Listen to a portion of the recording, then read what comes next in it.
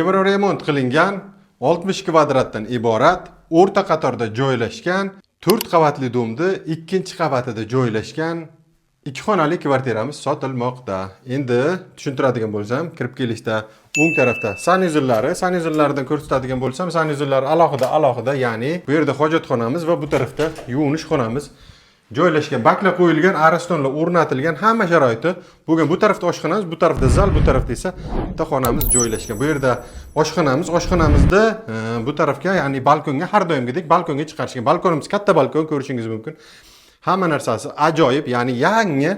Bu remont qilingandan keyin hech kim yashamagan joyimiz sotilmoqda. Kimga qiziq bo'lsa, bemalol kelib ko'rishlari mumkin. Bu yerda zalda ko'rishingiz mumkin. Televizorlar qilingan, ya'ni televizorlar bemalol o'rnatib qo'yishingiz mumkin. Bu yerda esa bitta xonamiz joylashgan. Natijada hamma joy bo'lgan ekan, pardalar ilingan, gilamlar to'shalgan, hamma narsasi shu qoladigan.